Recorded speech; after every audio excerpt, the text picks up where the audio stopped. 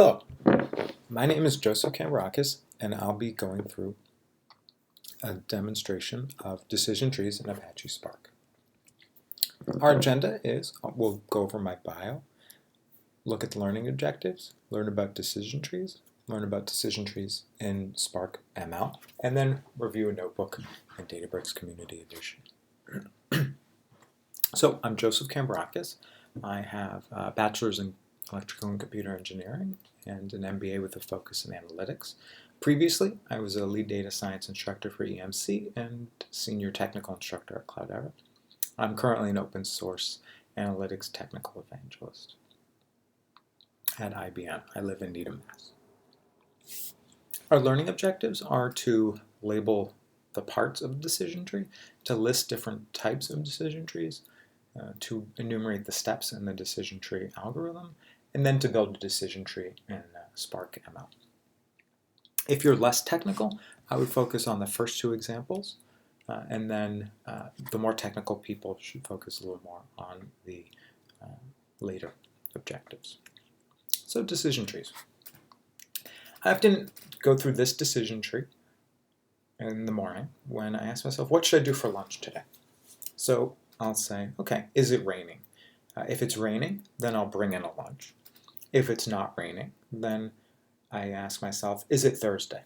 If it's Thursday, I go to the taco party truck. If it's not Thursday and not raining, then I go to the Clover truck. So some of the terminology with decision trees, we have a root node. This is our topmost node. We have a split where we split the data or information on this yes or no, is it raining or not. We have a terminal node. This is where our decision tree finishes or ends. It doesn't split anymore. We have a node label. In this case, the label is bring in a lunch. Our node purity is this ratio or percent. So in this case, 50 out of 52 is our node purity of when we should get the taco party truck. We have an internal node. This is a node within the decision tree that then splits. Can anyone think of any examples of when they use a decision tree or this type of criteria for making a decision?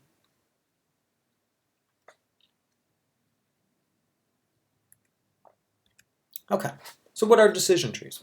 Decision trees are a type of supervised learning. There are two main types, classification and regression. Classification is used to assign a label or class, and regression trees are used for predicting a target variable or something that's continuous. So something like a value of a home would be an example of a regression tree. Our input can be either continuous or discrete, and our example is going to have both of those types of data. Our output is going to be a tree that describes the decision flow that we can turn into rules. So if it's raining, bring a lunch is a rule that we can create. The leaf nodes are going to have a probability score or a classification. Essentially what we can do is build this model and then use it to make predictions. We come to our first checkpoint. So what are the different parts of the decision tree? So we have this first part here. What's the name of this part? That is our root node. What is the name of this part of our decision tree? This is our split. This part, this is our terminal node. And this part, this tells us our node purity or probability. So how does the algorithm work? To construct a tree T from training set S, and we get this rather complex language. A decision tree is a greedy algorithm that performs a recursive binary partitioning of the feature space. Well, this isn't a simple paragraph to understand. It comes from the documentation. But what does it mean in plain English? What it means is that our algorithm tries to find the best split. And the best split is the split that gives us the best separation of the data based on that target variable. So we can separate the classes from each other. So what gives us our best split? It turns out the most informative attribute or feature or variable is going to give us the best split or separator. For classification trees, there's two different kinds of measurements, Gini and entropy. For regression, there is variance used to find these splits. Gini and entropy are very, very similar. If we look at their formulas, we get a sum with the feature times either the difference of the feature or a log of the feature. So they behave very, very similarly, and you can use either of them to help determine a classification tree. Regression is similar to a logistic regression or a linear regression model that you may be familiar with. But the algorithm will go through and for each attribute get this measurement, measure the entropy or impurity, and then find whichever one has the greatest, and then use that to split our data set.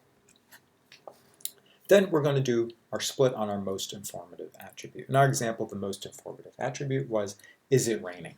So we'll split our data set into two subsets, a left node and a right node, based on that informative attribute. At those subsequent nodes, those internal nodes, we're going to repeat the process and find what feature is the most informative for the left node and what feature is most informative for the right node. And then we'll keep repeating this process of find the most important feature and split, find the most important feature and split. We'll repeat this process until a node is pure. It represents only one class and can do perfect prediction on that one class, or until we have some other stopping criteria. How do we evaluate our model?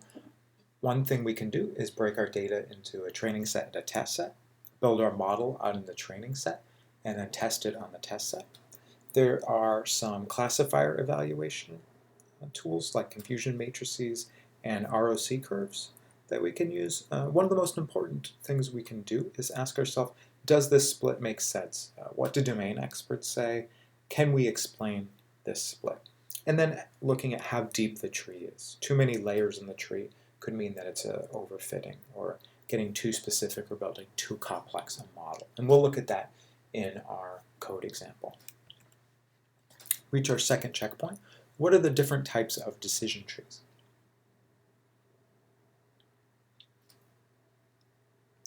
So we have two examples, regression and then classification, and within classification we can build it using Gini or information or entropy.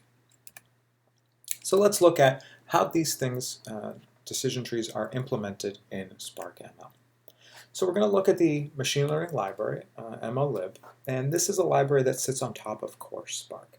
It has pre-built functions for different machine learning algorithms, such as decision trees, logistic regression, linear regression, collaborative filtering, and it also has some helper functions built into it.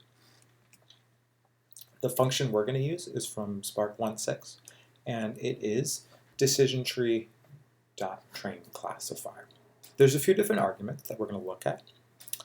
The most important one is data, so that's our training data, and that will be an RDD of labeled point, and we'll see what that means more in the lab. The number of classes, so the number of classes for the classification. If we have a binary classifier, this will be 2.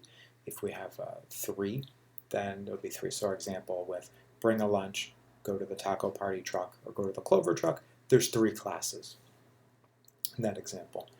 Categorical features info, don't worry about this one for now. Impurity, this is how we measure our information, so either looking at Gini or entropy. The depth of our tree, and then the number of bins for our tree, so how we find those splits and how deep or complex we make that tree. The min instances per node, so this is how many data points are in each node, and then the minimum info gain. So this is another stopping criteria that will tell us what threshold we need to reach to create a split in our data. So let's go to our next checkpoint. What are the steps to build the tree? So what is the first step? First step is to find the most informative attribute.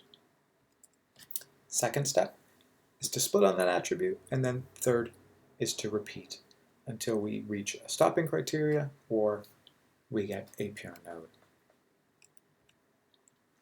Let's go to our notebook in Databricks Community Edition. And this is going to be a bad example. This is not going to conform to appropriate data science processes.